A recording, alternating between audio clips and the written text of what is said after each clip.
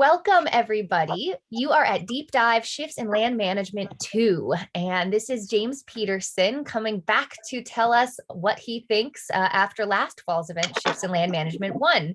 My name is Carrie, and I am the outreach lead at the Center for Environmental Inquiry here at Sonoma State. Our public events, as you might know, are usually done in person. This is an extra. I am going to ask that everybody mutes themselves.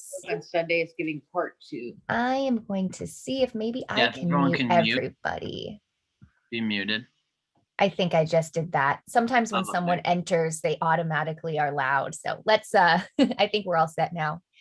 So as I was saying, all of our events this year are virtual. So it's an interesting opportunity to connect to people from much further walks of life and all over the country and maybe even the globe. So I'm really happy you all could be with us, even though we can't be in nature together today at one of our beautiful preserves. So the first thing is I'm going to ask everybody to type their name into the chat. And this is our way of signing in. Some of you have done this before and are already doing that for me. Thank you very much. Before I let James take it away, I want to tell you just a little bit about what the Center for Environmental Inquiry is. What does that mean? What do we do? And how can you be involved with us? It doesn't matter if you are affiliated with SSU or not, you can be a part of what the center does. And the center really envisions a North Bay all working together to tackle environmental challenges. And we invite you to be environmentally ready with us. So come on this journey with us and build a community of learners and problem solvers across all sectors of society, not just the sciences or environmental fields. And the way we do this is we want to give you firsthand understanding of our connection with nature. And we do that with skill building experiences that result in sustainable solutions. There's many ways you can get involved with us, from our training programs that some of you have already gone through or are in right now, to learning about the virtual field, which is a project we're doing that helps undergraduates access field sciences and experiences during the pandemic, to partnering with us. Maybe you're an organization that's in need of environmental solutions, or if you're a student, we have jobs, we have internships, and there's lots of data and research that we do that you can access if you are a researcher yourself. Or if you have something to lead, if you're an expert, we would love you to come and talk to people about what you do and how you can help others tackle environmental challenges. So the point is, we are here for everybody. And I really encourage you to contact me for any of these reasons. And I'm going to go ahead and put my email in the chat in a little bit here so that you know who to contact. It's also the email that you would have gotten when you registered. Okay, so today we're going to focus a little bit in on what James has to tell us, which is this perspective, his perspective on how historical land management practices in California can inform decisions that we make going forward. Very exciting stuff. This is one of our deep dive events. And what that means is a really simple format. We're just going to have him talk for 45 or 50 minutes. We'll have just a couple minutes for questions. Then I'll kind of wrap up. And then you all, maybe James, we can stay a little bit longer and answer some questions. Yeah, no, a little bit. Totally fine to stay as long as people want to stay. Awesome. So we'll say a little bit after 11 as well. So again, if you have any questions or ideas or concerns that come up after the event, I'm the one to contact. So I'll put my name in the chat and my email there. Okay, so James would love to see your faces. So do not feel like you have to turn your videos off. It feels like you're presenting to an actual audience if your video is on, but you can hide them if you want. We do ask you keep, but we do keep, but we do want your microphones muted because that can be distracted. So if you could try mute yourself, that makes it easier for you to unmute during the Q&A. But if you don't know how to, I'll do it for you. And if you need anything during the session, just type it in the chat box and I will be checking and I can reply to you, or even stop James if it's something like we can't hear him or technical need. So during the event, feel free to actually type your questions in real time and I'll compile those so that at the end, I can ask them to James and he can answer them. That way you don't have to like hold on to your question and hope that you remember it. That's all I have to say. Again, let me know if you need anything. And otherwise, I'm going to let James take it away. And just real quick, technically, do you see my slides? So right now, it actually doesn't show up the way it did when we were practicing. So why don't you try it again? Oh, no. Yeah, hold on. It's just a big blank white screen at the moment. And here, I'm gonna yeah. Okay, hold on. And I'm going to put my email in the chat for everybody. Sharing is paused. Oh, it says share.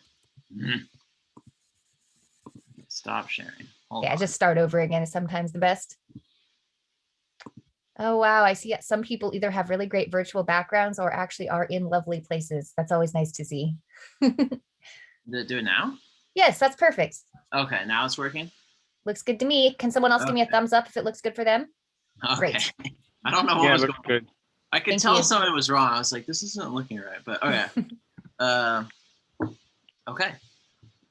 Hi, everyone. My name is James Peterson, and I am a cultural resource management graduate student here at Sonoma State University. And I'm also the graduate assistant in the for the naturalist program here at Sonoma State this year. And this lecture is part 2 of my 2-part lecture series on California's land management. And so with that, I will start off. So now to start off like I did in part 1, the most important question we all face is what should we do next? For instance, individually, this could mean what should I do with the rest of my life? And collectively, it could mean what should we all do moving forward?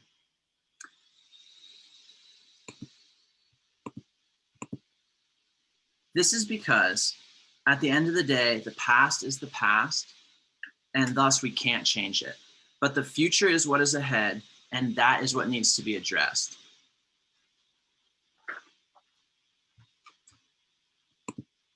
In particular, the main current and future-oriented question that I've been trying to help answer over the last 5 to 6 years is, how should we proceed with land management in California for land that is not being used for economic production? And this is going to be primarily public parks and open space land at the county, state, and federal level.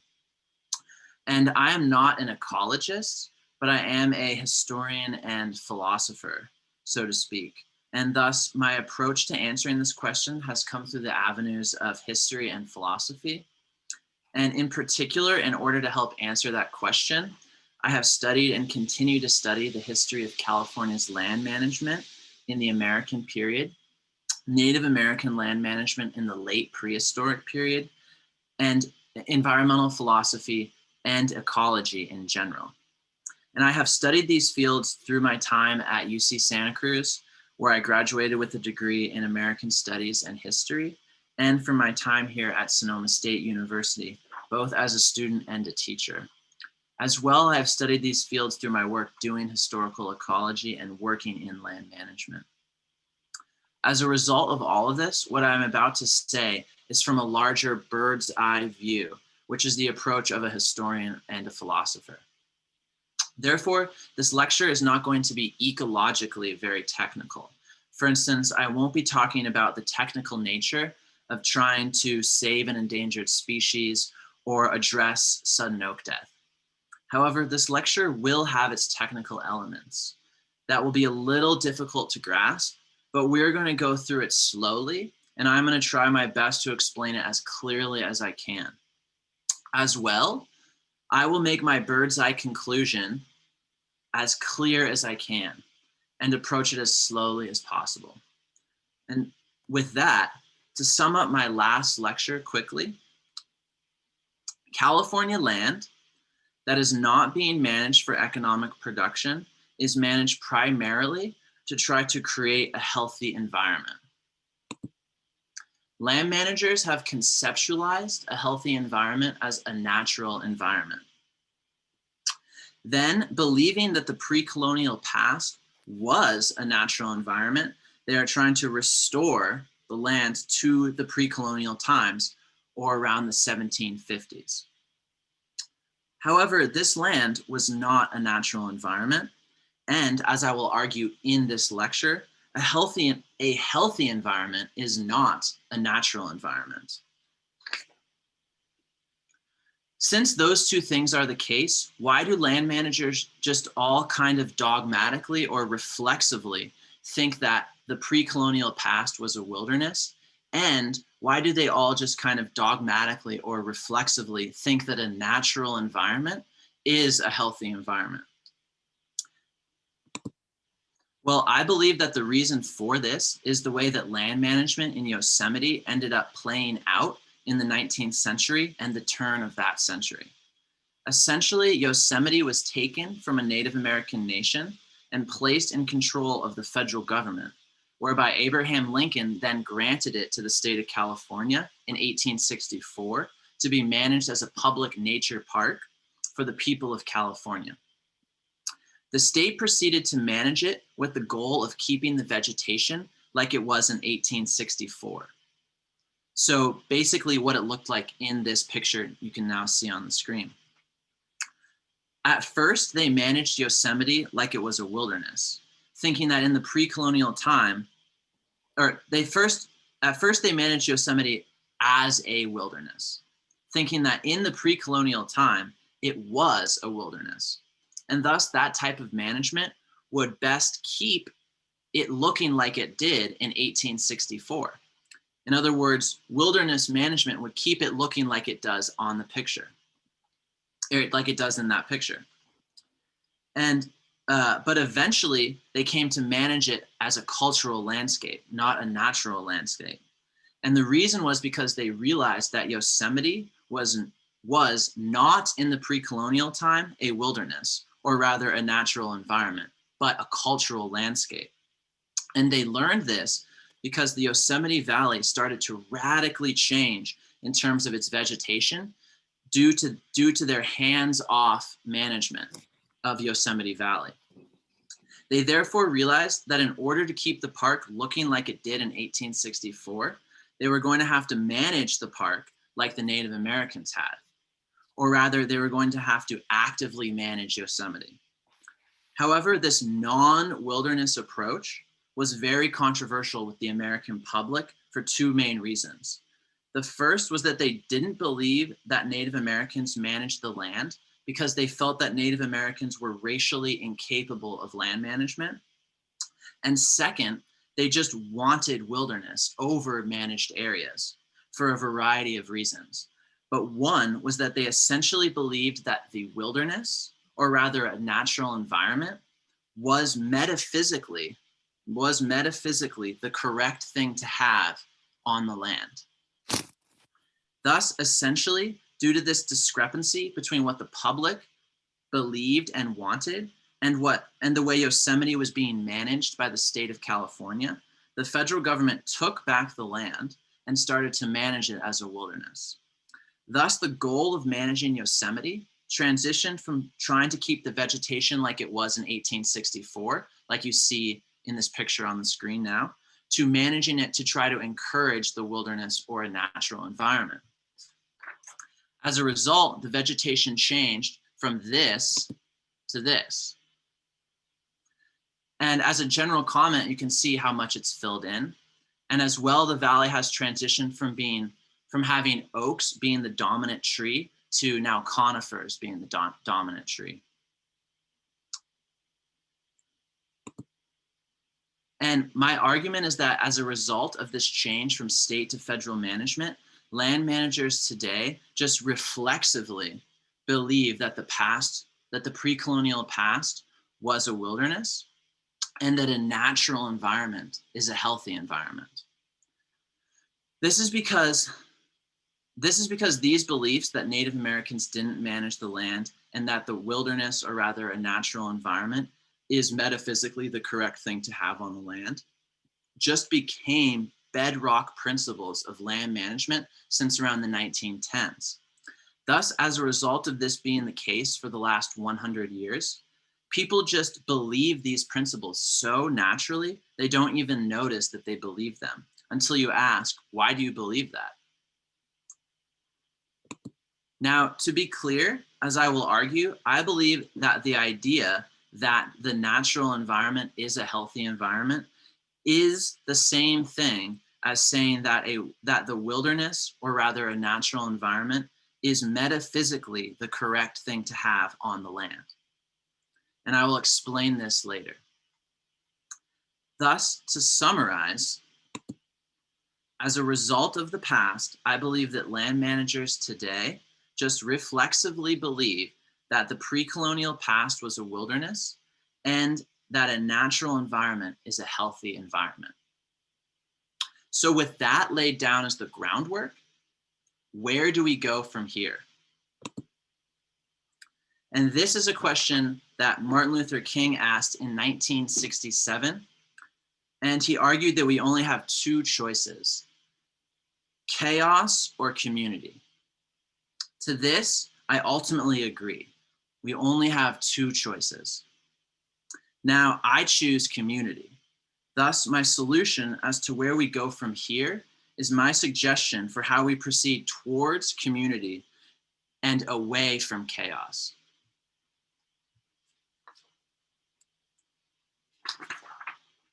So as I just said in my last lecture, I talked about how land managers are trying to create healthy environments, and that they conceptualize healthy environments as natural environments. As well, I showed that they consider the pre-colonial past as a natural environment, and that they see all the work they are doing on the land as a way to restore the past natural environment onto the land today, and thus making the environment healthy again. And as I said earlier, I oppose this for two reasons. The first is that the pre-colonial past was not a wilderness. And second, I don't believe that environments can be healthy.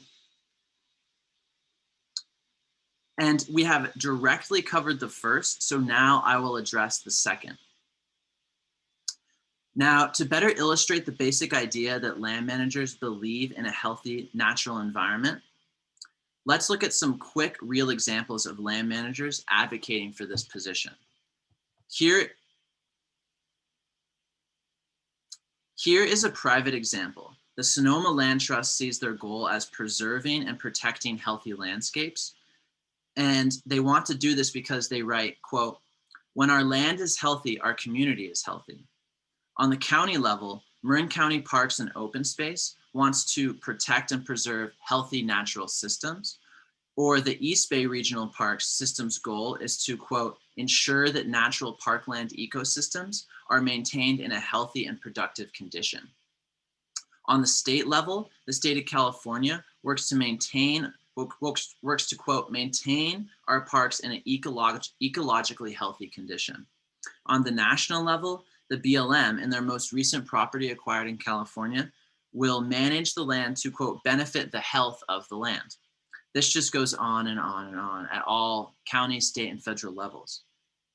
So clearly these land managers want to create healthy environments. Now, how do these land management entities actually create and preserve a healthy environment? Today, an overwhelming amount of land managers believe a healthy environment is a natural environment. Thus, they want a purely natural environment, one without human influence, because they believe that these natural environments are environments that are healthy.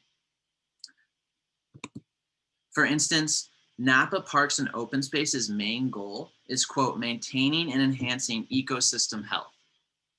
But they only consider human effects to the environment as unhealthy. Thus they write, "Major threats to ecosystem health include climate change, habitat fragmentation, and the proliferation of invasive species. These three factors interact in complex ways that can be devastating," end quote. Thus, it's the human things that hurt the environment, or that hurt environmental health. Another example is from the East Bay Regional Parks, which wants to, quote, "ensure that natural parkland ecosystems are maintained in a healthy and productive condition." And in order to do that, they're going to, quote, "encourage the natural succession of woodland to forest." And this is because they consider the woodland dying out as healthy because it's without humans. And anything natural is healthy. Thus, natural succession is a healthy environment. Now, why is this wrong? Why can't environments be healthy? Well, let's start with what it means to be healthy. I believe that healthy means to be able to fully enjoy all the aspects of your own being. Enjoying every aspect of your own being means to be able to be happy through all the different ways one can experience happiness. Thus, when an ant is healthy, it can enjoy all the aspects of its own being.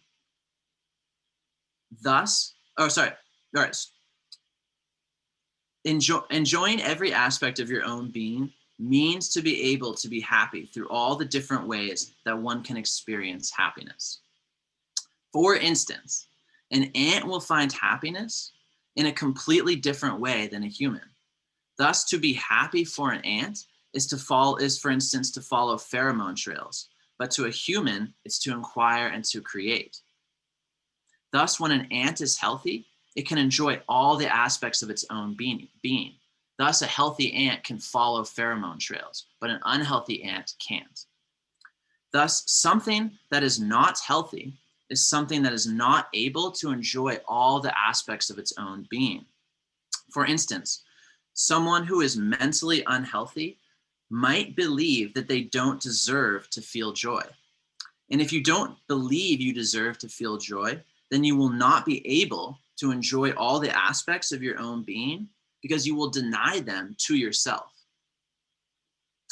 Physically, an example of someone who is unhealthy would be someone who is very sick, and thus they cannot enjoy all the aspects of their own being because they are too sick. Another real example is that dogs love to run. And thus, if a dog is too sick to run, it can't enjoy all the aspects of its own being. Thus, we say the dog is unhealthy. All right, so what can fully enjoy all the aspects of its own being? Only living things can enjoy all the aspects of their own being. Why? Things that are not alive cannot enjoy all the aspects of their own being because they have no perceptual capacity. Thus, they don't perceive joy. Without a perceptual capacity, they can't perceive joy, and thus they can't enjoy any of the aspects of their own being. They are just there. Thus, in order to be healthy, you have to be alive. For example, take a rock. Can a rock be healthy? To answer this, all we need to do is understand if the rock is alive. And I do not believe that rocks are alive. Since a rock is not alive, it cannot be healthy because it does not have a perceptual capacity. And because it doesn't have a perceptual capacity, it cannot perceive joy. So rocks, chairs, cars, umbrellas, trash cans, shovels cannot be healthy because they are not alive. But inversely, things that are alive can be healthy. Humans can be healthy. Plants can be healthy. Animals can be healthy. And even bacteria can be healthy. Since these things are alive, they have a perceptual capacity. And because they have a perceptual capacity, they can enjoy all the aspects of their own being. Since they are alive, they can perceive. And part of what they can perceive is all the joy from their own being. So, can environments be healthy? No. The reason is because they are not a living thing. Since they are not a living thing, they cannot be healthy. But they are also not a non-living thing either. They are neither a living thing nor a non-living thing. Well, if they are not a living thing and not a non-living thing, what are they then? What is an environment? To explain that, we have to see that what a thing is, whether it be a living thing or not, is something that can exist in the world as a thing in and of itself. This means that the thing can exist without anything else in the world being there. Its existence is self-contained. For example, we start with a rock surrounded by all the things in the world. The shapes represent all the things in the world. So this is the whole universe. And the rock is at the center, and there are shapes all around it. And these are all the things in the world. Then we get rid of everything else in the world, AKA all the shapes, and we still have the rock. Why is this? The reason is that the rock's existence is independent of everything else existing. The rock doesn't need any of those shapes to exist for itself to exist. It doesn't need anything else in the world to exist. It's a thing in and of itself. No matter what else exists, no matter what kind of shapes are in the world, no matter how many of them are, no matter where they are, the rock exists. Its existence is not dependent on anything else existing. And this is what philosophers mean when they say that something exists in and of itself. It's a thing in itself. So to summarize, all living things and non-living things share a commonality, which is that they both exist in the world as independent things, as things in themselves. Thus, we can say that trees, shrubs, foxes, orcas, humans, protons, electrons, and so on, all exist as things in themselves. Even though some are alive and some are not, they all exist as things in themselves. But an environment is not something in the world that exists in and of itself. It's not a thing like that. Well, what is an environment then? It is the name for a set of things that exist in the world as things in themselves that share some type of relationship, illustrated on this slide. Or for short, it's just the name for a set of things that have some type of relationship. Assuming by things, we mean things in themselves. Thus, to say it again, it's just the name for a set of things that are in a type of relationship together. Specifically, all of the living and non-living, specifically of all the living and non-living things, what type of things does the environment refer to? It refers to things that are natural resources. Thus, an environment is the name for a set of natural resources that exist in the world that share some type of relationship.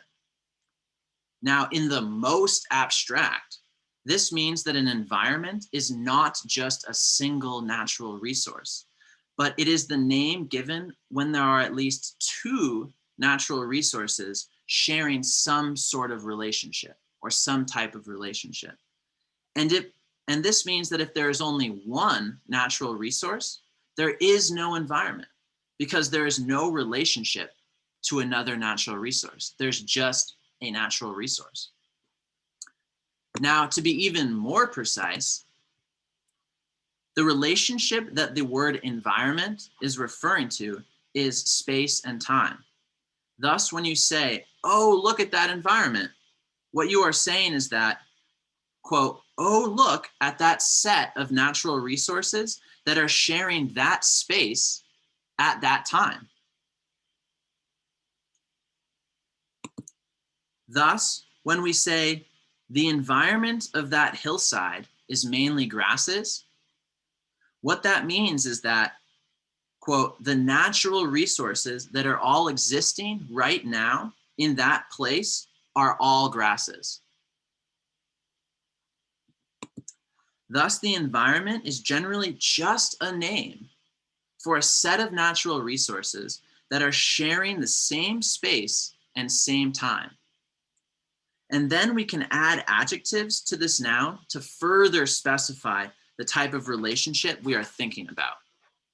For instance, A natural environment is a name for a set of natural resources that exist at the same time, whose spatial relationship is whose spatial relationship to each other is not determined by humans.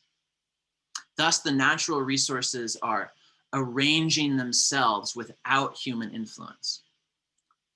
Or, for instance, an oak woodland environment is just the name for a set of natural resources that exist at the same time and place, such that 50% of the ground is covered by oak tree canopy. Now, to push it a little more, what does it mean when we say that, quote, the environment on that hill exists? I mean, what is the difference between saying that and saying a living being exists? For instance, what is the difference between saying the environment on that hill exists versus I exist? Well, the sentence, the environment on that hill exists, means that objectively, there are natural resources that are sharing the same place and time, with the place being defined as the hill. Or it's the same thing as saying it is true that that hillside has an environment on it. Therefore, the sentence, the environment on the hill exists, is just saying or stating that it is true that there are natural resources that share the relationship of being in the same place at the same time, with the place being the hillside. It is not saying that an environment is a thing in and of itself.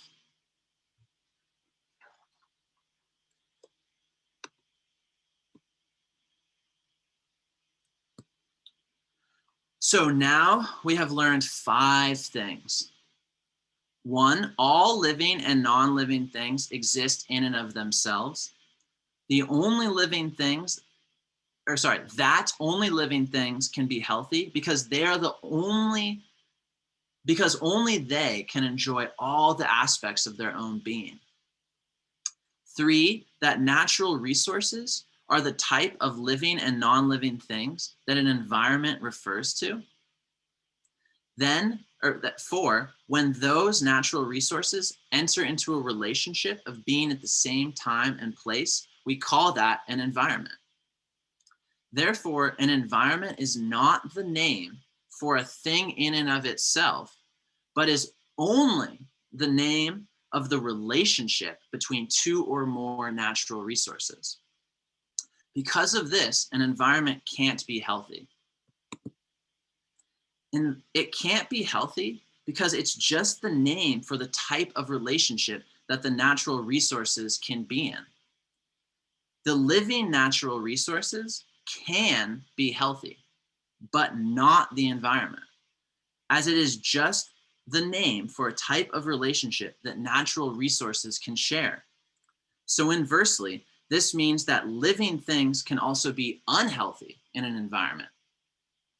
For instance, orcas in their SeaWorld environment are extremely unhealthy, but the relationship itself can't perceive anything. It can't perceive its own joy. Thus, it can't be healthy as it's just a relationship. It's essentially just a fact. It just is. The orcas being in their SeaWorld environment is thus just that. It's just that relationship. The relationship of the orca being in its SeaWorld environment is not healthy or unhealthy. It's just a fact. The orca is just in the SeaWorld environment. It's just in the tank. It's just kind of stating a fact.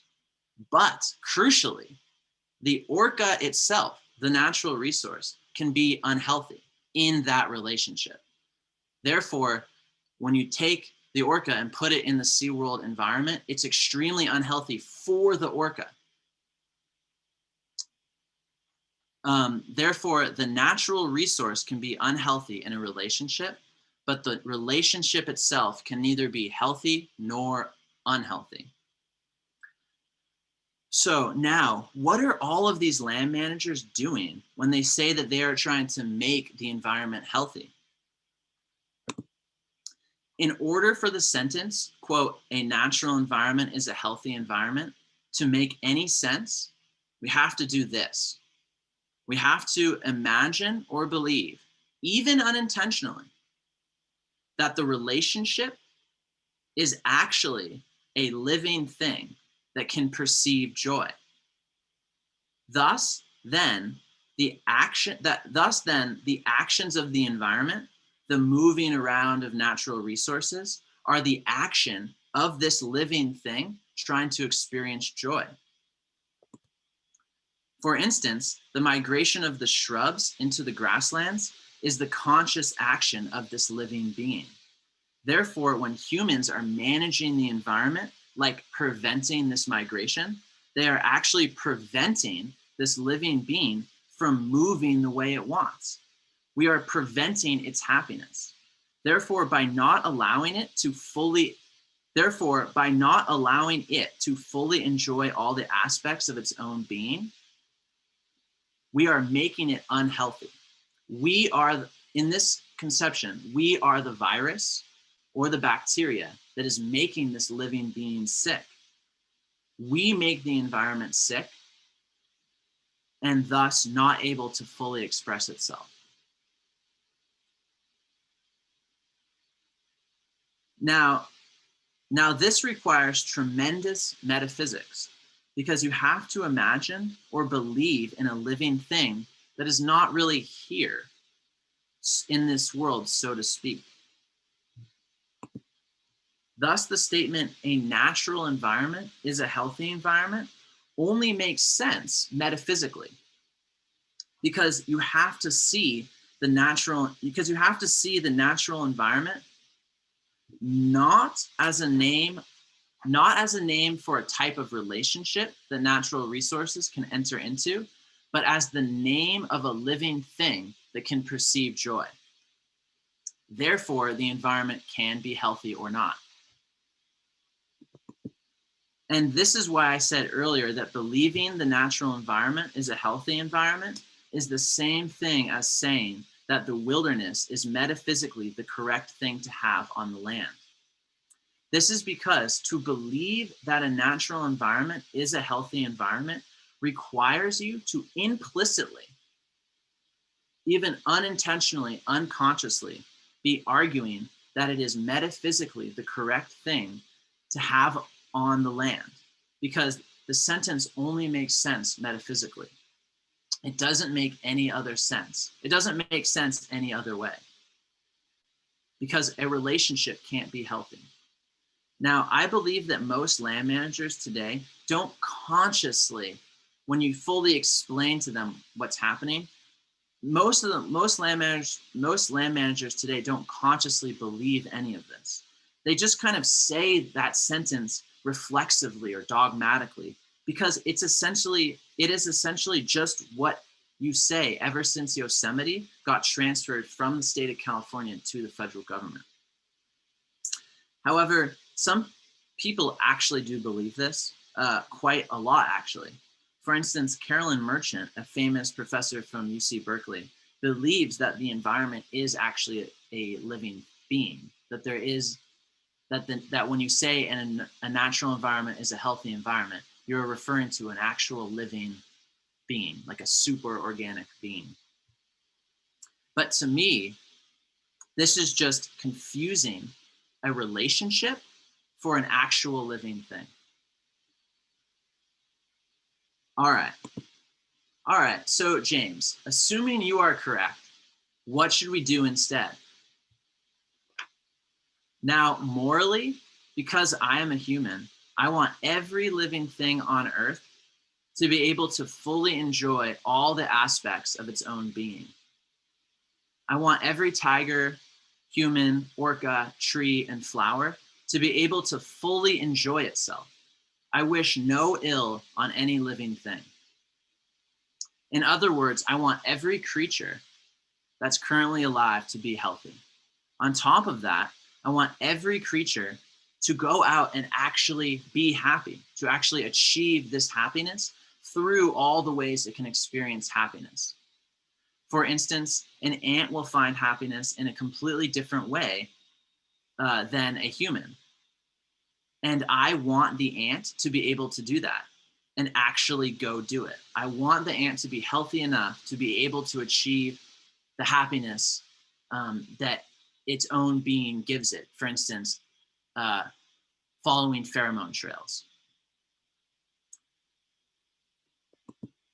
Now, more simply, the reason I want all life to go out and achieve this happiness is because, based on the facts, every living thing deserves happiness equally.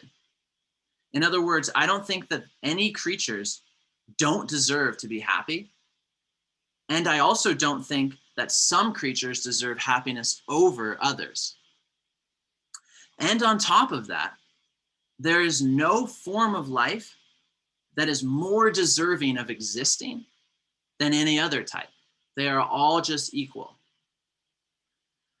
Now, we could approach land management with this ethos, but let's say I'm a land manager and I go to write a land management plan with this ethos.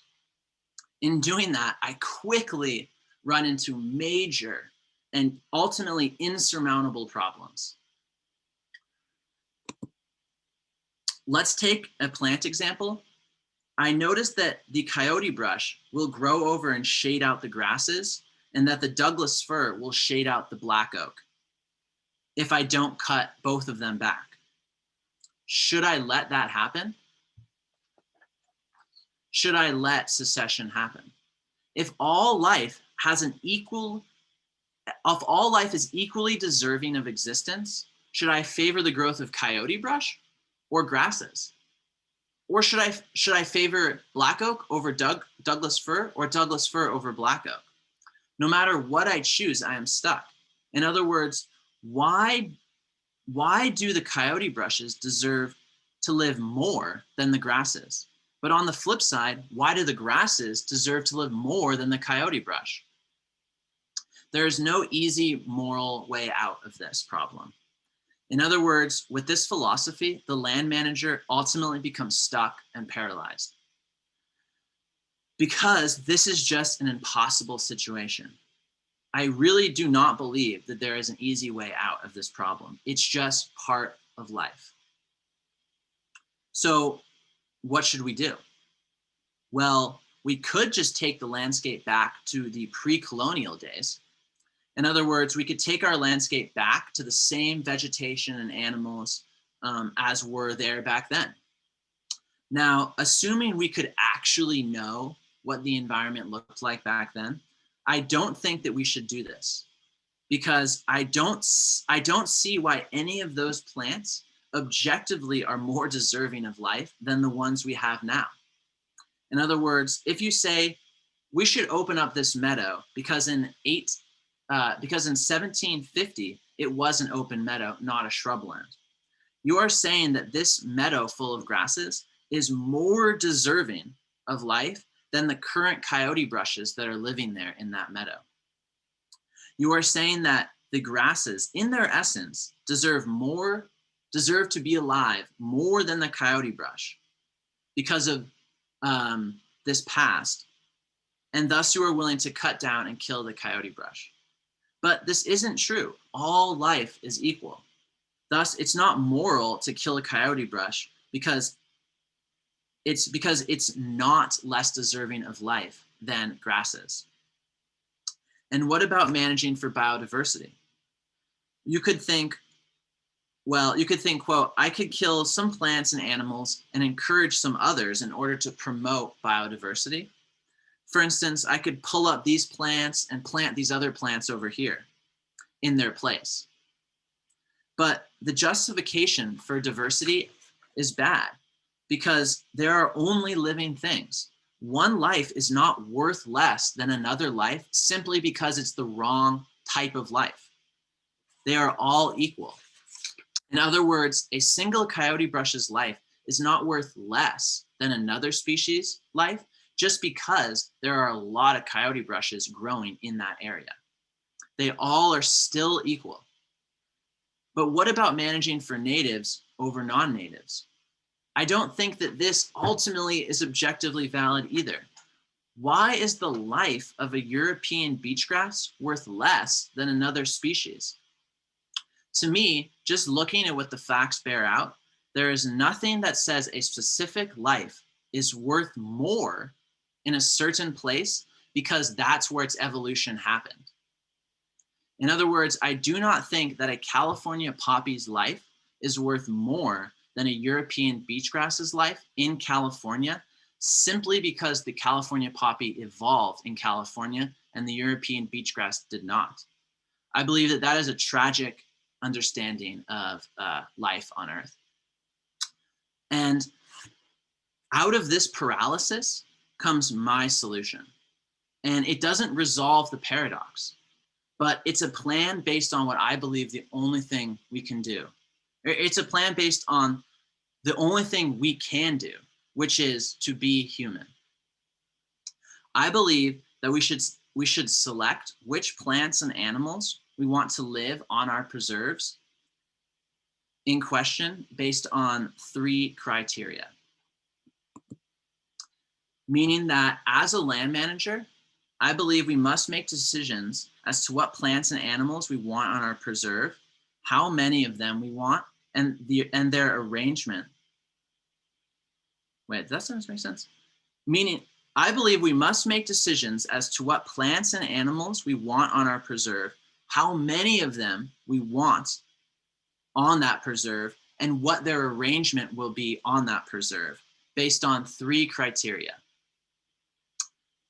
Here is my defense of those 3 criteria. With the first one, I believe that we as humans should try to preserve endangered species that are going extinct on our preserve at the cost of other species. Not because an endangered species life is worth more or is worth objectively more than a common species. But we should protect endangered species because, to be brief, it just feels too sad to let a species go extinct. Thus, to me, it seems morally justified to favor those individuals who belong to endangered species in order to preserve that endangered species. For instance, I would support culling an endangered species predators and ripping out unfriendly vegetation in favor of friendly vegetation to encourage that endangered species survival. Now, the next 2 are anthropogenic. And so why is it okay to manage the land anthropogenically, or kind of from a human-centered position? Like plants and animals, humans are living things too.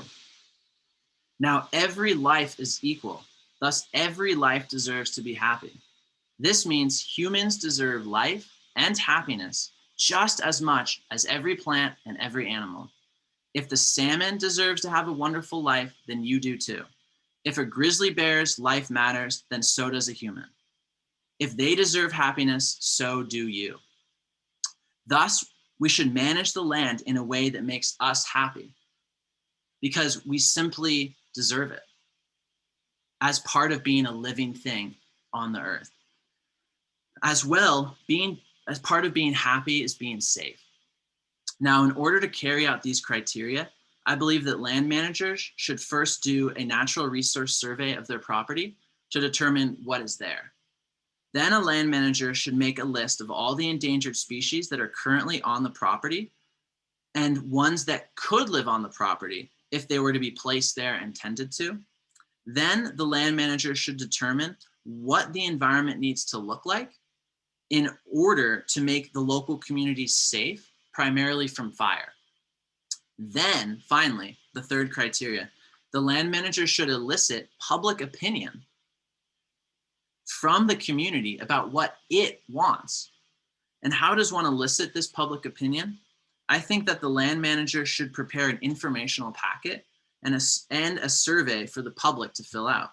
This informational packet should include the results of the Natural Resource Survey and a history of the land. Ideally, this history will include what the land is believed to have looked like at colonial contact, what the history of the land use was, and what the land sort of naturally wants to look like through successional processes. And these answers will serve as inspiration to the public to help them fill out the survey or to help them form an opinion about what they want with the land. Now, the goal of the survey is to find out what the community wants the land to be used for. And this will help determine what species will be grown and in what number and in what arrangement. For instance, the survey could ask, do you use the land for exercise, mountain biking, meditation, climbing, or just playing in the trees? Would you like to use the land for aesthetic pleasure? Do you enjoy looking at grasses or lots of diverse, colorful flowers? Do you like looking at solitary trees or dense forests? What species do you like looking at generally? Then, would you want to use the land for harvesting any vegetation? If so, what type? If you want to do that, would you be willing to volunteer for and/or pay for a permit to be able to do so? Then, based on all three of these criteria, the land managers could lay out the environment, then plant it, and then work to ensure that the chosen set of natural resources remain. In other words, they could work to ensure that the chosen species remain healthy. For instance, the valleys or hillsides could be opened back up to the grasslands, but instead of just having a little bit of flowers and lots of grasses, we could plant lots of flowers with volunteers, with the end game being the regulated harvesting of the bulbs. And this would also give aesthetic pleasure to walkers and runners. It would also boost the numbers of rare species and provide for community engagement. This type of land management is a post-wilderness, post-healthy environment form of land management. In other words, it's a species-oriented form of land management, not a metaphysical form of land management. This means that it is a form of land management that tries to keep the things that are actually existing and desired healthy. As well, it is a democratic and highly community-oriented form of land management. In this new world, we can create wonderful fields of diverse edible flowers. We can have awesome and fun forests. We can have tremendous amount of community involvement through programs where volunteers are managing the land in exchange for harvesting permits. And all of this can be done while the preserve is made fire safe and while we're protecting our most vulnerable species. In short, the removal of this repressive, healthy environment logic, with the removal of this healthy, repressive environment, with the removal of this repressive, healthy, natural environment logic, we are free to create wonderful, safe, and protective landscapes. In essence, I believe it's time to move beyond the wilderness. And to end this lecture on a very human level, perhaps the worst thing about the belief that a natural environment is a healthy environment is that it creates a tragic estrangement of humans from the natural resources. It says that in the final analysis, the best thing we can do for the earth is to leave, as we humans are the virus. It alienates us from our fellow life forms. However, once we free ourselves from that belief system, we can see that all there is just a bunch of life forms on earth, all trying to be happy.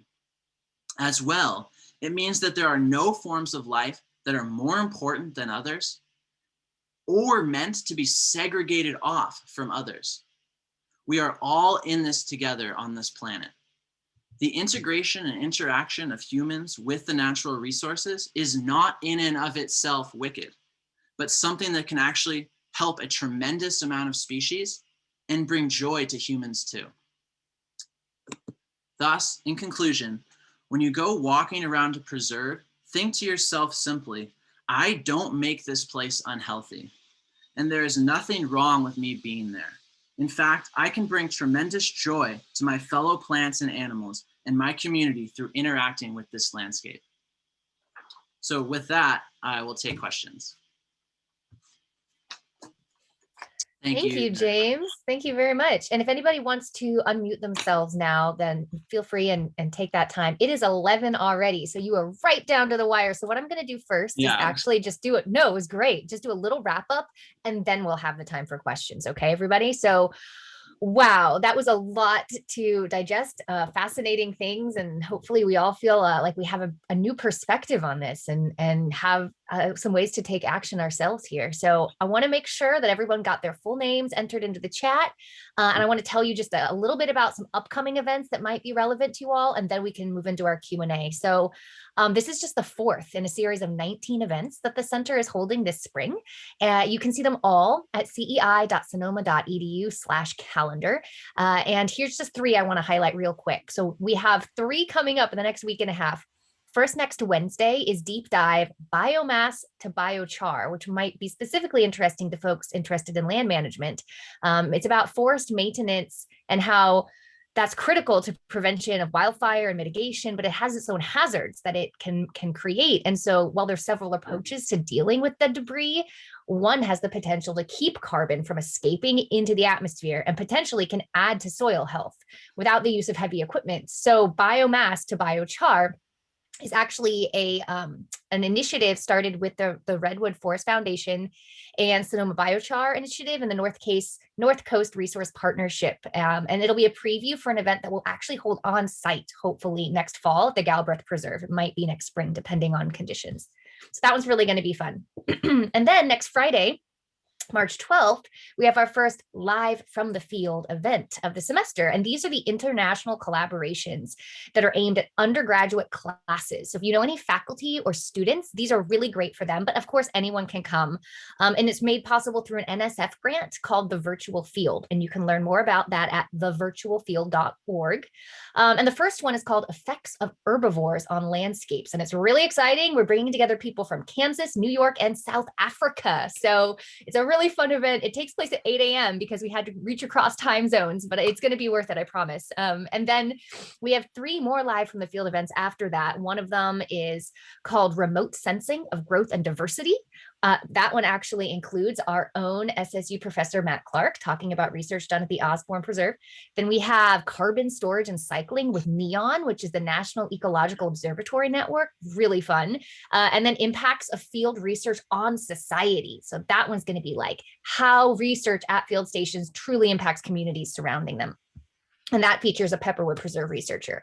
And then the last event I want to talk about is actually it's three events. And they're all on the same day, March 13th, Saturday. And that is the North Bay Science Discovery Day partnership that we have. So the North Bay Science Discovery Day is an amazing event for youth in our community. And normally it's in person. This year they've gone virtual. So we have three separate events there that are all aimed at youth of different ages. One of them is a career panel that's in Spanish about science careers. We're very excited to have. Another one is about how youth with disabilities can actually help conservation efforts through photography. So that's another really exciting one. And then we have an author coming to speak about spiders and how we can look at them around our homes and identify them and get to know them and love them more than be afraid of them. So all of those are at the calendar, and I don't want to take any more time away from James. I just want to say virtual events can be held anywhere and can be attended from anywhere. So tell your friends and family, and they're also recorded so you can see these later and review them. I really want to thank you all for coming. Stay safe. I hope to see you again soon. And I am going to turn it back to James for Q&A. I did have at least a couple questions that people typed in, so I'm going to start with those. Okay, so first off, James, somebody wants to know, and this was actually entered in a little earlier, so it may have been slightly addressed at this point, but where does it fit in? Who makes these land management decisions? I'm thinking of repatriation of lands and land management to Indigenous people. Mm-hmm.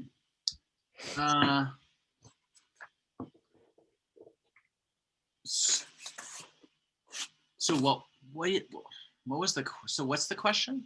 Yeah, I'll ask it again, and feel free and speak up, Beth Ann Turner, if you would like to, and have more of a conversation about it. But the question was, where does it fit in here? Who makes these land management decisions? I'm thinking of repatriation of lands and land management to Indigenous peoples. And I believe she asked this question right before you set up your three this is how I would make my Yeah. decision. Well, I'll say that in terms of land reappropriation, that is something that'll have to be hashed out. Like if we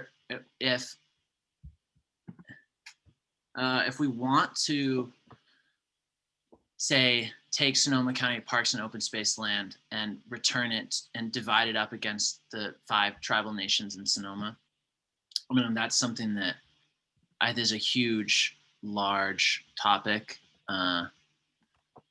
and like so big and to get into. And where does that conversation fit into your understandings here? I mean, what role does your understanding play in that conversation, perhaps?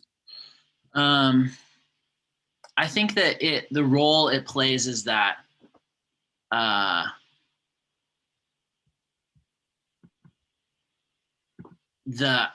it's like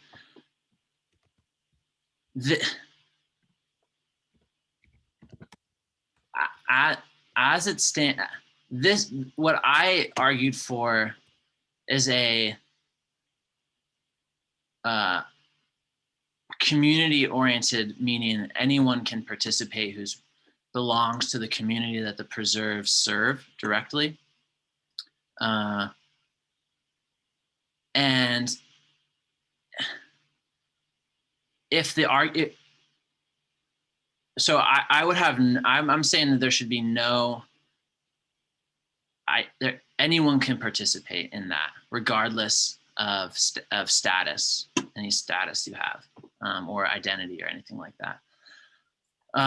If you want to, I'm sorry, James, go ahead. Oh, well, and I would say that I think now the argument that we should take public land, say Sonoma land, and transfer it to a different ownership group, say to a Native American, federally recognized Native American tribe, for instance, that is like the arguments as to why or why not we should do that, I think are so big and so intense to get involved in that here, that I will say that I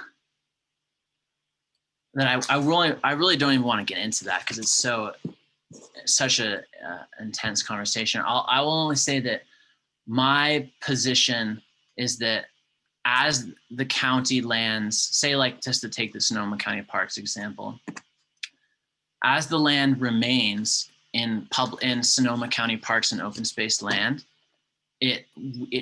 I would say that it should be managed democratically, in that anyone who is in Sonoma County can participate in its management, and you can just apply that anyways. But yeah, does that answer the question? I mean, that's such a huge conversation. It's so hard for me to just say like a simple sentence.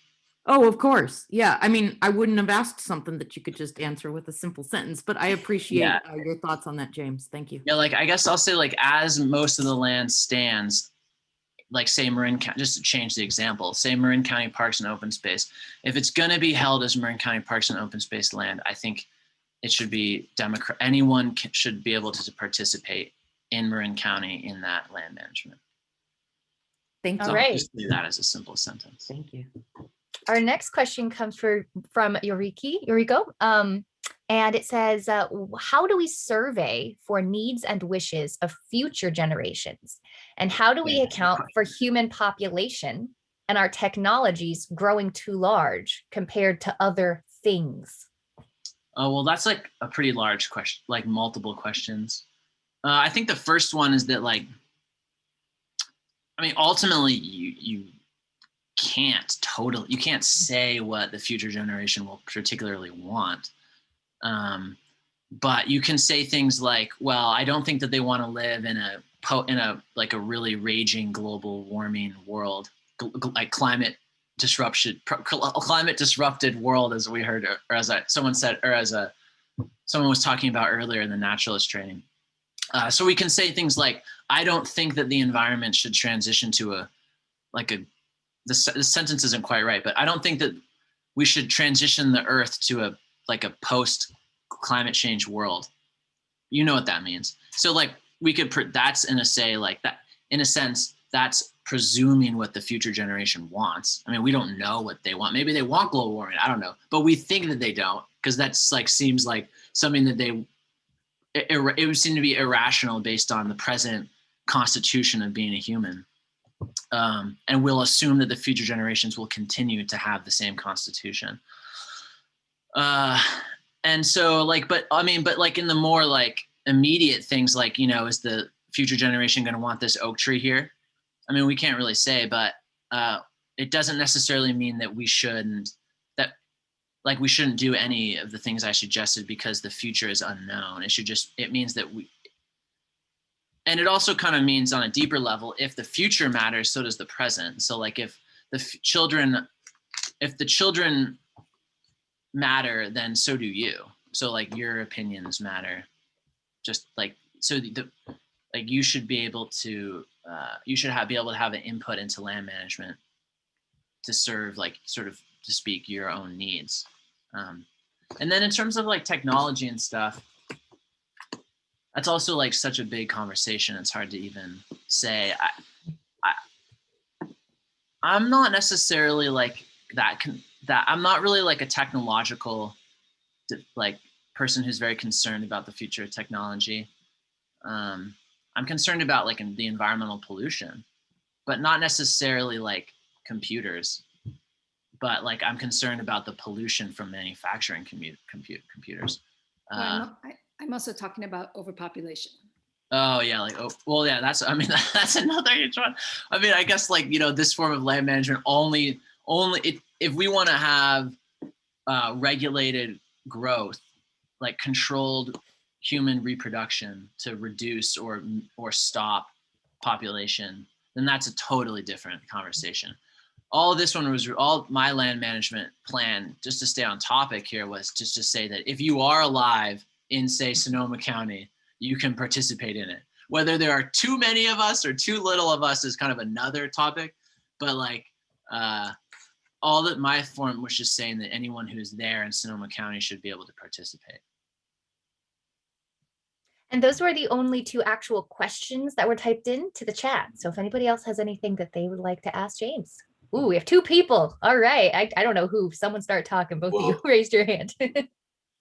Well, Henry may actually be able to address my question too, because I was just wondering how much of what James was saying actually reflects the thoughts of current land managers. Is what he's saying an actual like revolutionary way of looking at things, or is it really just a good way of reflecting what the existing thought already is?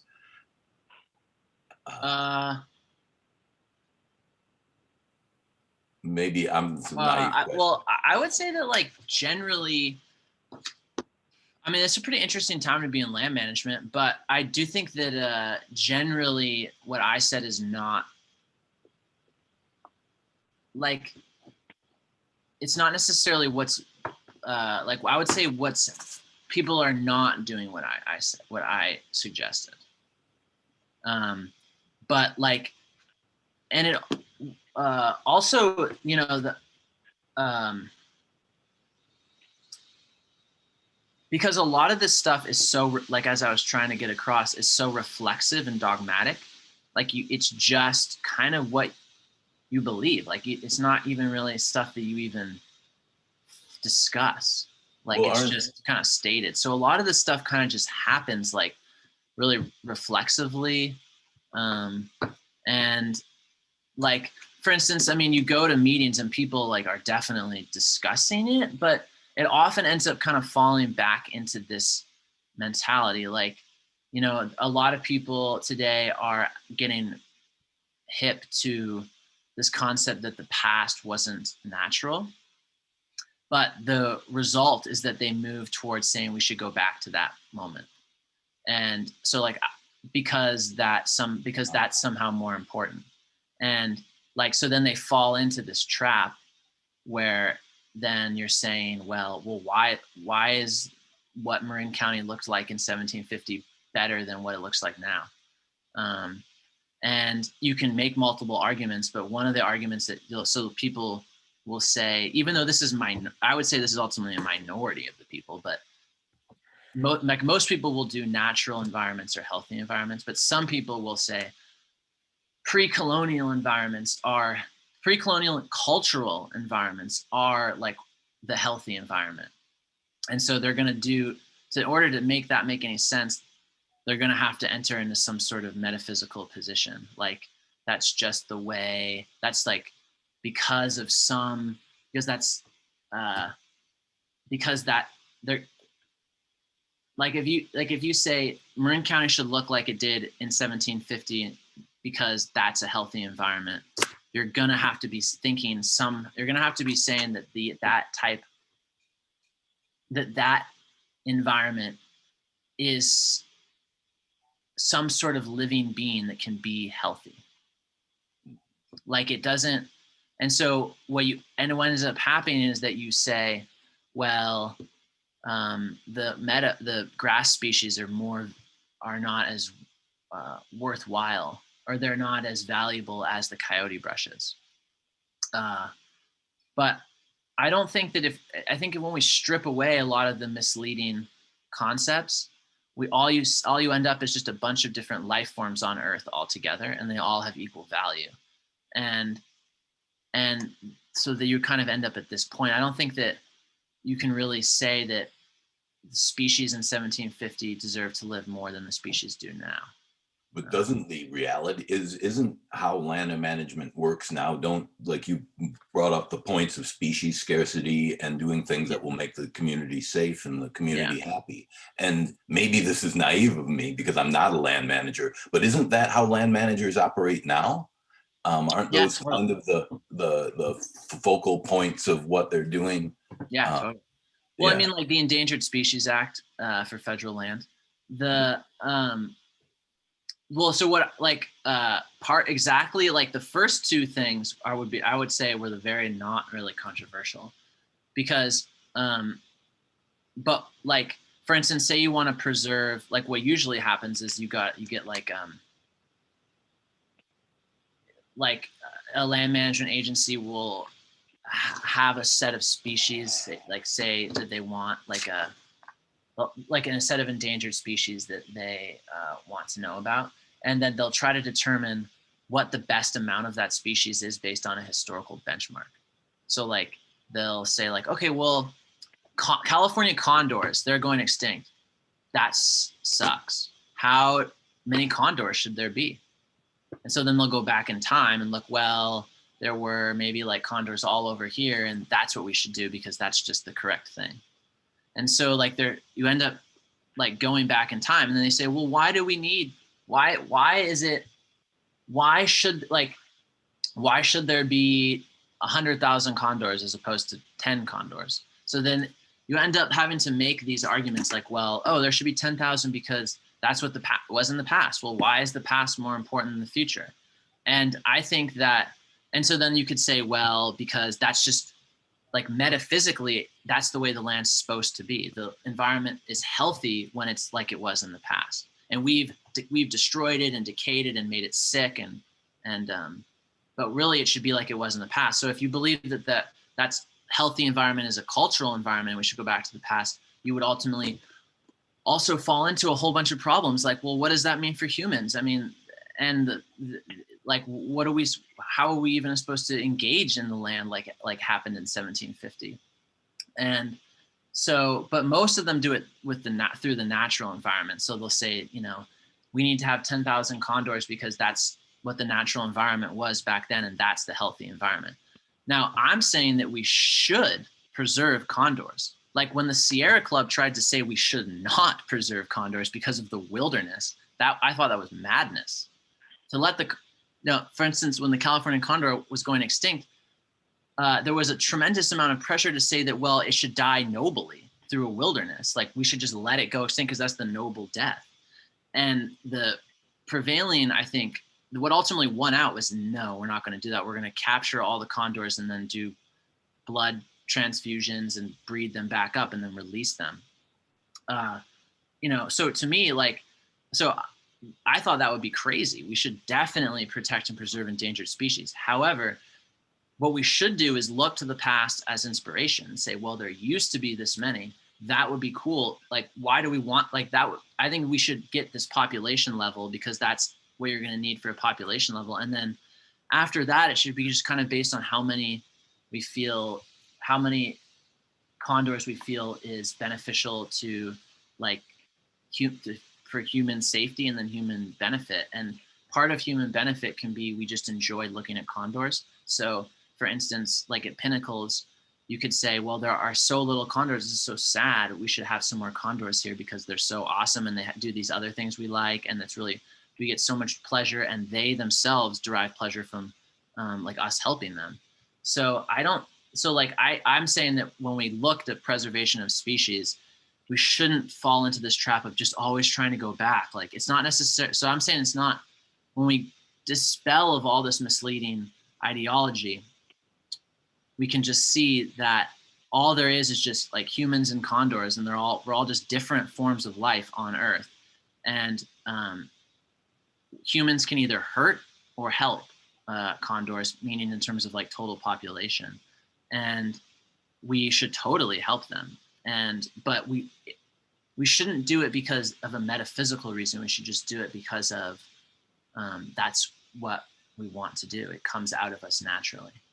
And then oh, I'm sorry to interrupt, but after you say that, I wanted to hear what Henry's response might be to Ned's question. Well, I'm not sure I have a response to Ned's question, but I've got something. I'm wondering about that list of 3 things, and what's coming up for me is something that's really surprising me, because I'm wondering for 2 things. One, whether there's something missing, is too reduced, and how to deal with conflicts. So here's what I'm thinking. I'm looking out the window at Lake County. I'm looking at the Anderson Marsh Natural Preserve over there, and a lot of it, natural preserve, is a big field full of teasel. And if you went to the public and said, what do you want to do with this?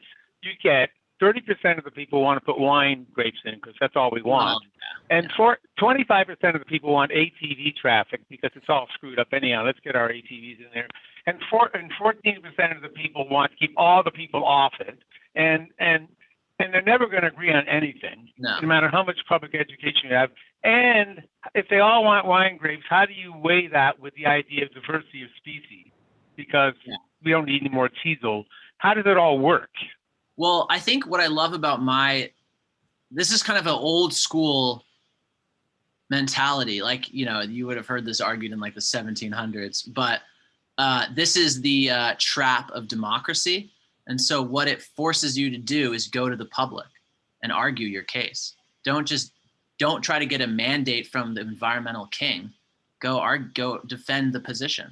So like, don't say, oh, if only we had a monarch that was just this benevolent dictator that always managed for the environment, like however we imagine that to be. That would be so great, because humans are so wicked and self-interested. If only we had a benevolent leader, then all would be good. I do not support that.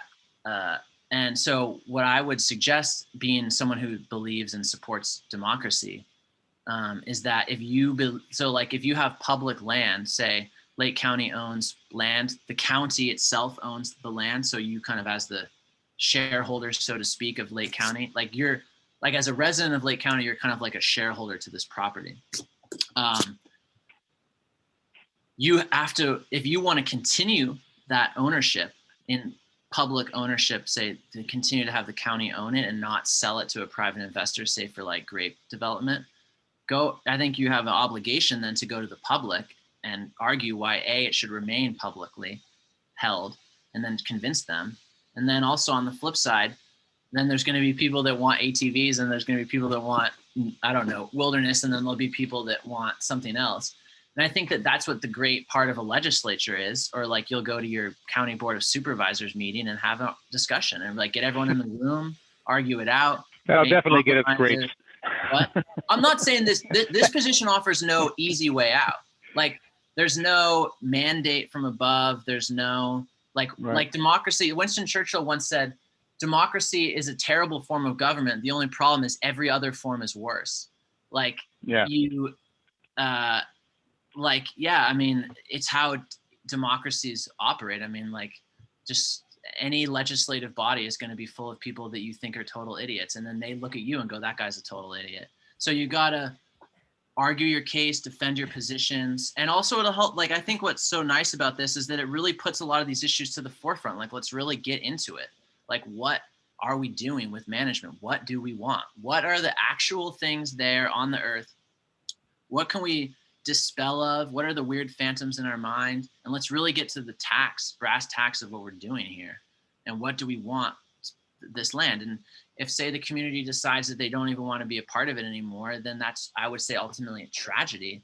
But I can't force dictatorially the county to do anything that it doesn't want to do. And I would just say that I failed then. Like, if I could James, get my position across, I would have failed. Yeah. maybe I'm wrong, but in discussions with you earlier, it seems like it's kind of an order of operations, right? So Yeah. it's like 1, then 2, then 3. So like if someone comes in and they're like, I want to make a decision that makes this place a fire hazard, they don't get their way because public safety comes first. So same thing, number 1, which was the land management manager's ideas of what species and how many, and right, there was that comes first. So if there's an endangered species there, you can't turn it into a vineyard, even if that's what the public wants. If from what I'm understanding, what you're saying. Because I guess I was thinking, like, I mean, ultimately, like, in the real final thing, like, it's ultimately like going to be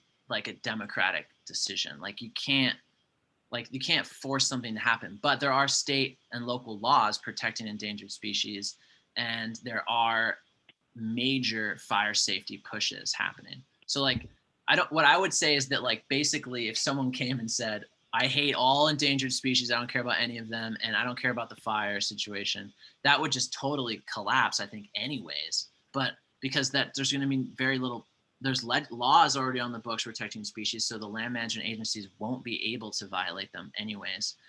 And the fire safety thing, I think there's so much public pressure to have fire safe environments that I don't even necessarily think that would ever even be a serious, like, I can't imagine someone, a state board of supervisors, say like a Lake County board of supervisors, saying, yeah, we don't really care about fire. Like, I can't imagine that actually happening. But I would say that, like, say if you worked for the Lake County Parks and Open Space, like, as a bureaucratic body that's, say, in charge of these public lands, like, you are going to have your orders of operations. And, like, I'm basically saying that you should protect endangered species morally and do fire safety morally in terms of your obligations, and then look to community input.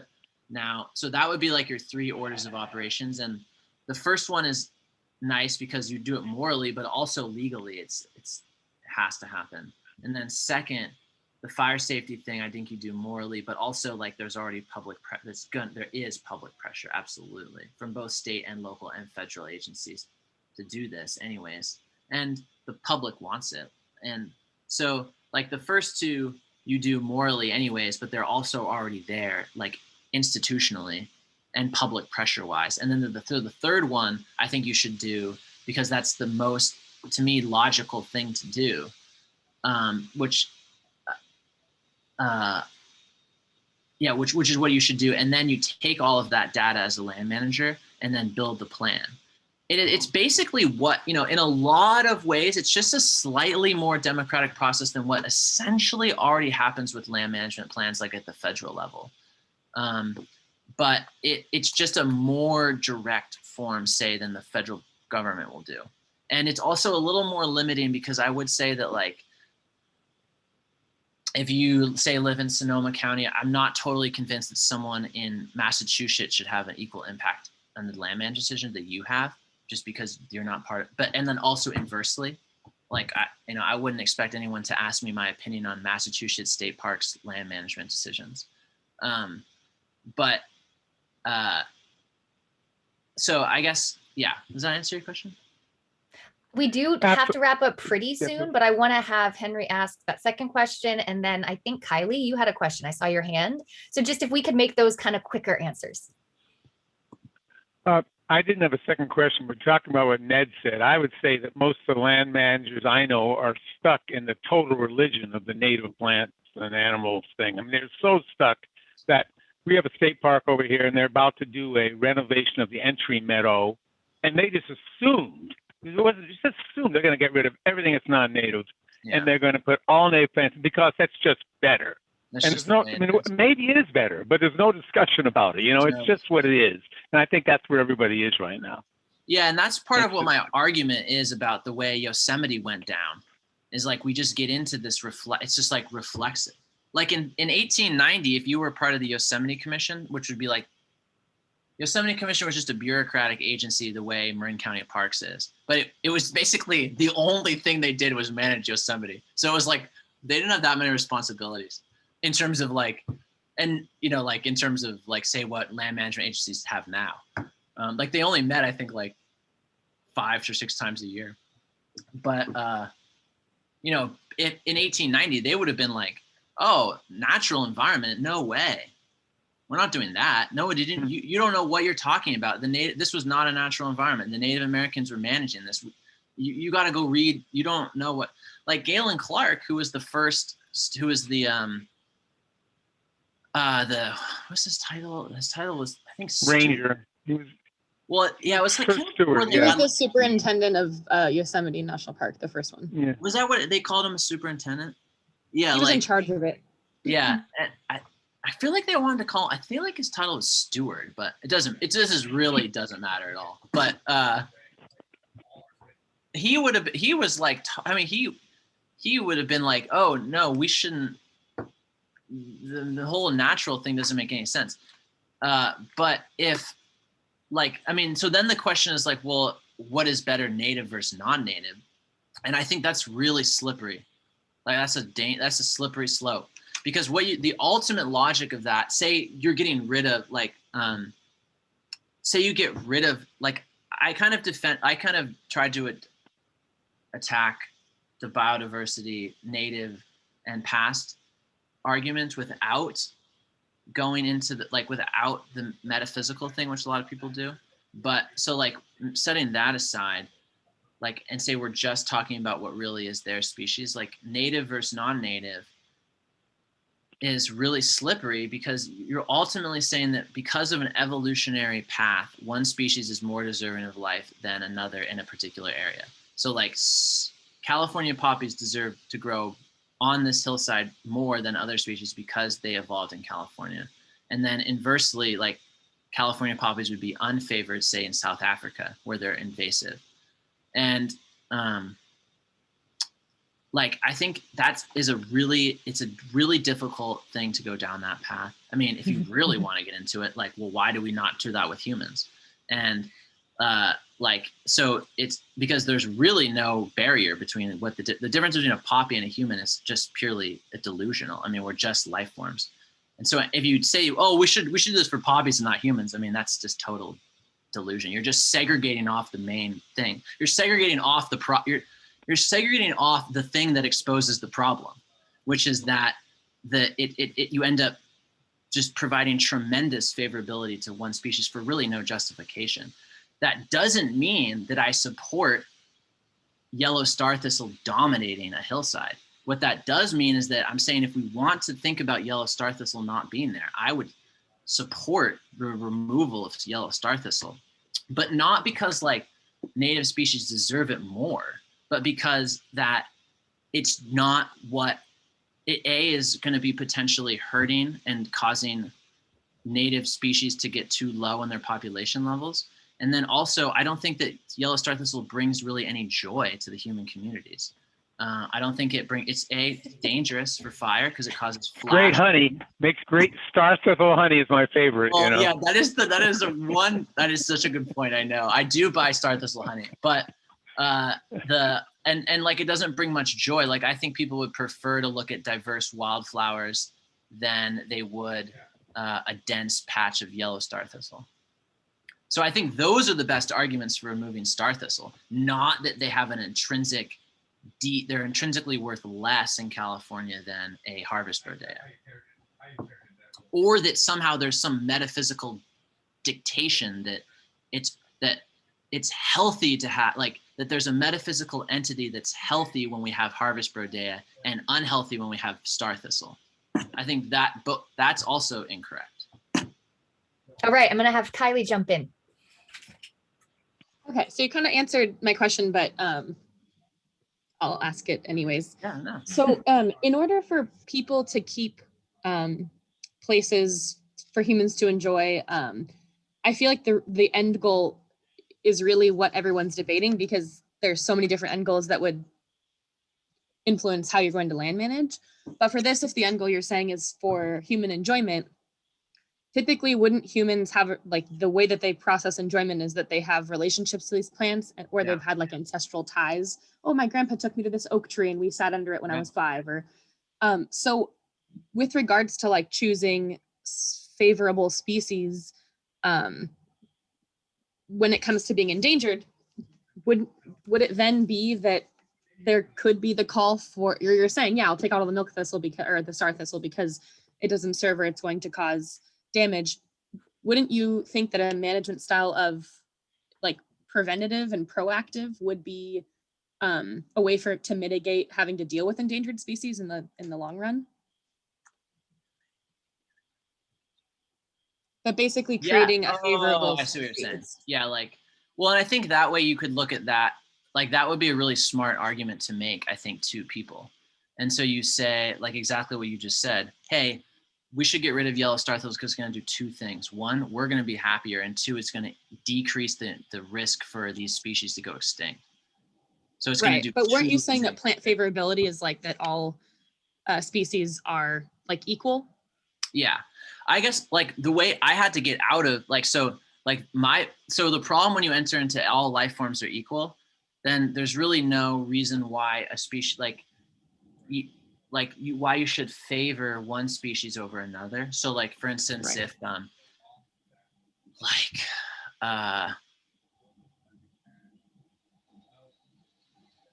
like why you should create and maintain an environment that supports endangered species over the species that are presently there. Because why should one life form die so another can live just based on the essence of that being? So you kind of get stuck in this thing like, well, what's the argument for endangered species beyond just like, well, I want them to be happy, the actual living things. But you, like, I'm talking about favoring them to increase their numbers at the cost of others.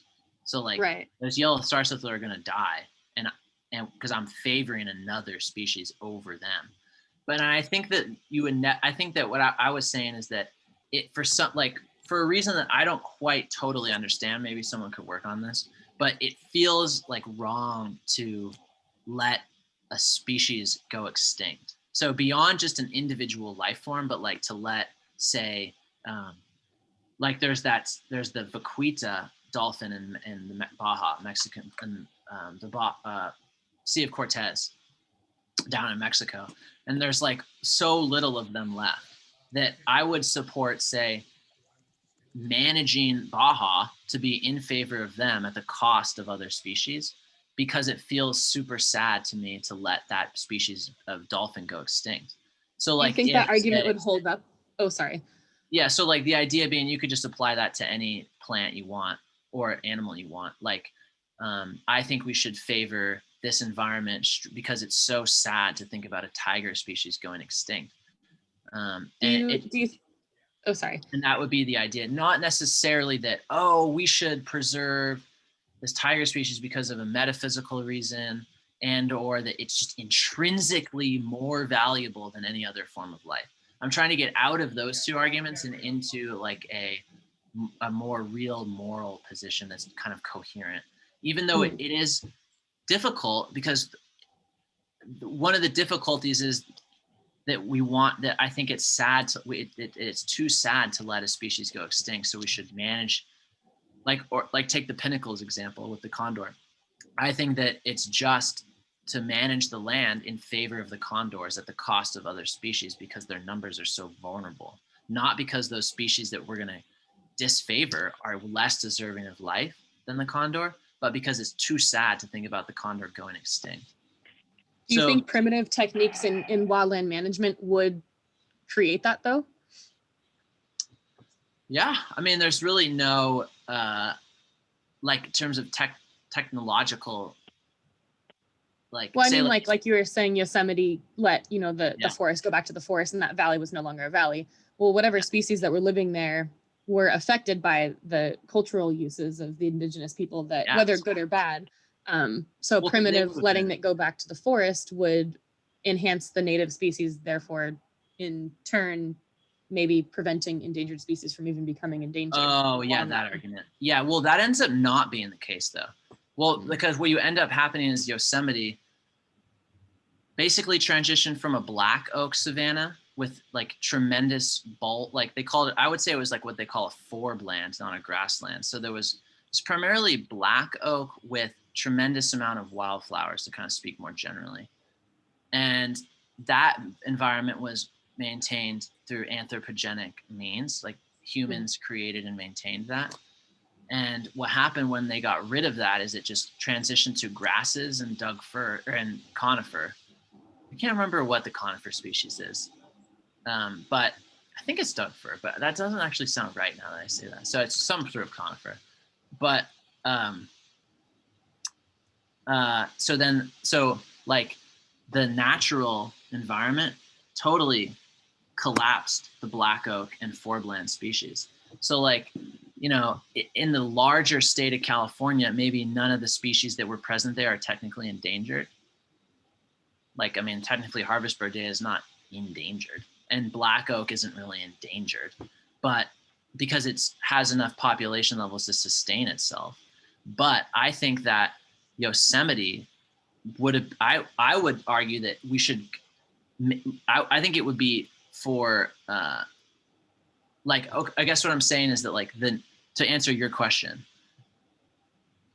I don't think that I think that the native, the wilderness management style that happened in Yosemite probably made more species endangered as a result than it made endangered species more prevalent. Like the Native American management would have been encouraging certain plants and discouraging others, and perhaps the ones they discouraged, we might find that actually technically they're like endangered. And that would just have been something that happened because they could have been like pushing them away. But like I would say that as just a general comment without knowing exactly, I wouldn't be surprised if actually more species ended up becoming more rare as a result of the absence of land management than the presence of land management. So human management actually made more species more abundant.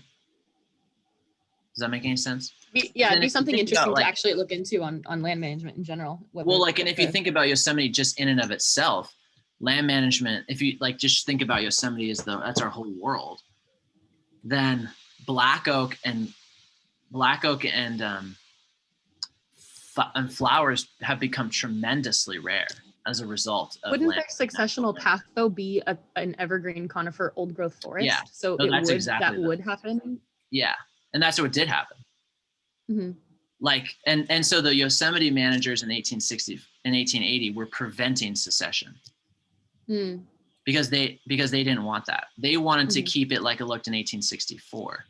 And so they were like, oh, we're not going to, as they said directly, we will not manage the land like a wilderness. We're going to we're going to cut the shrubs. We're going to thin the trees. We're going to favor certain trees. We're going to plant seeds. We're going to encourage basically the oak savanna with lots of wildflowers because that's what it was like in 1864. And so that was what they were doing. And so like if you leave a land alone, natural secession happens. And you could say that, this is what I was trying to get across is like, you could say that natural secession is somehow is like morally just because a healthy environment is a natural environment, but you run into this metaphysical problem. And if you don't go into this metaphysical problem and you just say, well, okay, like I just think we should have secession because those because of those species are worth more than other species, that's another problem, because like a Doug fir doesn't have more of a right to grow than a black oak. They're just equal. And so what do you do as a land manager? You have to make a decision, because the Doug fir is gonna take over the black oak. So you're gonna have to choose one. And I think we should choose one based on endangered species, fire safety, and community happiness. That's basically what. And I am sorry to cut us off, but we are 45 minutes past and I have another meeting. So we have to run.